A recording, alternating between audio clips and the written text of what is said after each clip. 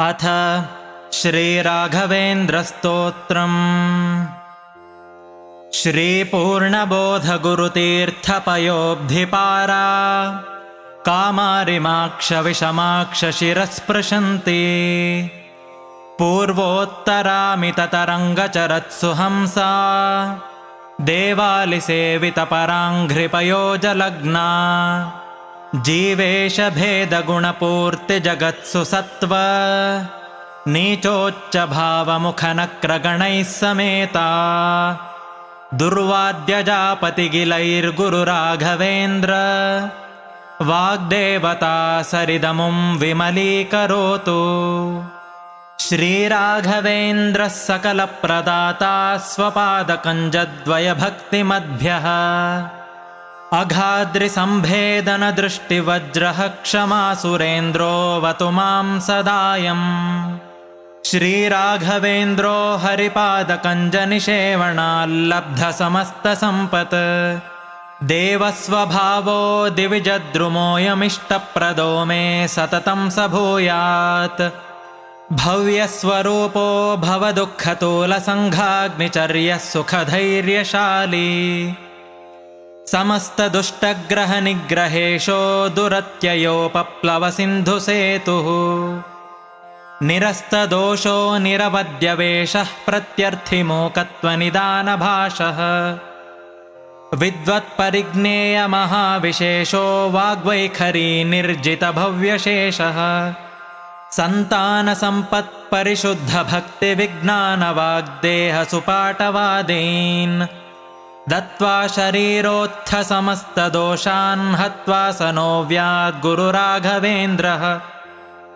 यत्पादोदकसञ्चयः सुरनदी मुख्यापगासादिता सङ्ख्यानुत्तमपुण्यसङ्घविलसत्प्रख्यातपुण्यावहः दुस्तापत्रयनाशनो भुवि महावन्ध्यासुपुत्रप्रदो व्यङ्गस्वङ्गसमृद्धिदो ग्रहमहापापापहस्तं श्रये।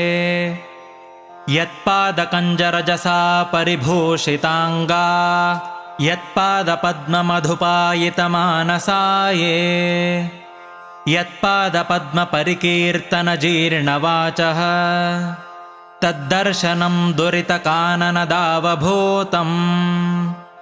सर्वतन्त्रस्वतन्त्रोऽसौ श्रीमध्वमतवर्धनः विजयीन्द्रकराब्जोत्थसुधीन्द्रवरपुत्रकः श्रीराघवेन्द्रो यतिराट् गुरुर्मे स्याद्भयापहः ज्ञानभक्तिसुपुत्रायुर्यशश्रीपुण्यवर्धनः प्रतिवादिजयस्वान्तभेदचिह्नादरो गुरुः सर्वविद्याप्रवीणोऽन्यो राघवेन्द्रान्न विद्यते अपरोक्षीकृतश्रीशः समुपेक्षितभावजः अपेक्षितप्रदातान्यो राघवेन्द्रान्न विद्यते दयादाक्षिण्यवैराग्यवाक्पाटवमुखाङ्कितः शापानुग्रहशक्तोऽन्यो राघवेन्द्रान्न विद्यते अज्ञानविस्मृतिभ्रान्तिसंशयापस्मृतिक्षयाः तन्द्राकम्पवचः कौण्ठ्यमुखाये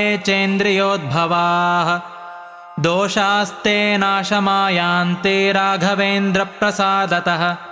श्रीराघवेन्द्राय नमः इत्यष्टाक्षरमन्त्रतः जपिताद्भावितान्नित्यमिष्टार्थाः स्युर्न संशयः हन्तु नः कायजान् दोषानात्मात्मीयसमुद्भवान् सर्वानपि पुमर्थांश्च ददातु गुरुरात्मवित्। इति कालत्रये नित्यं प्रार्थनाम्यः करोति सः इहामुत्राप्तसर्वेष्टो मोदते नात्र संशयः। अगम्यमहिमा लोके राघवेन्द्रो महायशाः श्रीमध्वमतदुग्धाब्धिचन्द्रोऽवतु सदा नघः सर्वयात्राफलावाप्त्यै यथाशक्तिप्रदक्षिणम् करोमि तव सिद्धस्य वृन्दावनगतं जलम् शिरसा धारयाम्यद्य सर्वतीर्थफलाप्तये सर्वाभीष्टार्थसिद्ध्यर्थं नमस्कारं करोम्यहम्। तव सङ्कीर्तनं वेदशास्त्रार्थज्ञानसिद्धये संसारे क्षयसागरे प्रकृतितो गाधे सदा दुस्तरे सर्वावद्यजलग्रहैरनुपमैः कामादिभङ्गाकुले नानाविभ्रमदुर्भ्रमे मितभयस्तोमादिफेनोत्कटे दुःखोत्कृष्टविशेषमुद्धर गुरो मामग्नरूपं सदा राघवेन्द्रगुरुस्तोत्रं यः पठेद्भक्तिपूर्वकं तस्य कुष्ठादिरोगाणां निवृत्तिस्त्वरया भवेत् अन्धोऽपि दिव्यदृष्टिः स्यादेडमूकोऽपि वाक्पतिः पूर्णायुः पूर्णसम्पत्तिस्तोत्रस्यास्य जपाद्भवेत् यः पिबेज्जलमेतेन स्तोत्रेणैवाभिमन्त्रितम् तस्य कुक्षिगता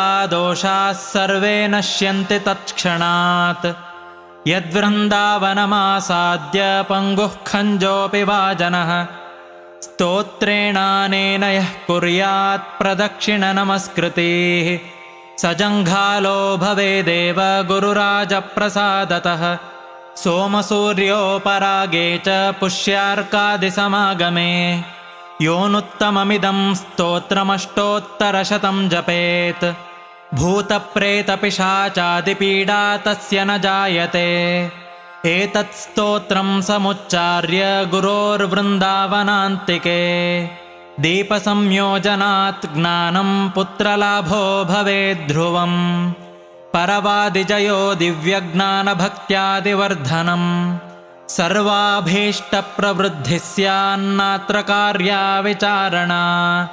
राजचोरमहाव्याघ्रसर्पनक्रादिपीडनं न जायतेऽस्य स्तोत्रस्य प्रभावान्नात्र संशयः यो भक्त्या गुरुराघवेन्द्रचरणद्वन्द्वं स्मरन्यः पठेत् स्तोत्रं दिव्यमिदं सदा न हि भवेत् तस्या सुखं किञ्चन किन्त्विष्टार्थसमृद्धिरेव कमलानाथप्रसादोदयात् कीर्तिर्दिग्विदिता विभूतिरतुला साक्षी हयास्योऽत्र हि इति श्रीराघवेन्द्रार्य गुरुराजप्रसादतः कृतं स्तोत्रमिदं पुण्यं श्रीमद्भिर्ह्यप्पणाभिधैः पूज्याय राघवेन्द्राय सत्यधर्मरताय च भजतां कल्पवृक्षाय नमतां कामधेनवे